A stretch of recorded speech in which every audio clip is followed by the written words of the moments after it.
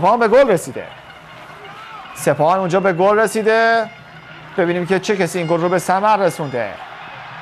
حملات سپاهان نتیجه میده. بنگر که این گل رو به ثمر رسونده برای تیم سپاهان.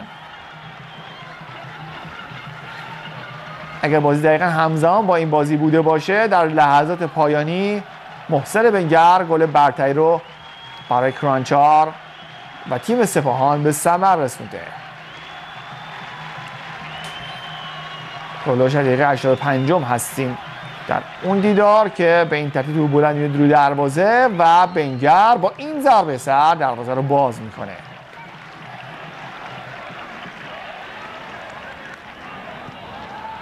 بله گل قشنگی بود که به ثمر رسید. البته دروازه‌بان تیم الاهلی هم حرکت جالبی روی توپ انجام نداد.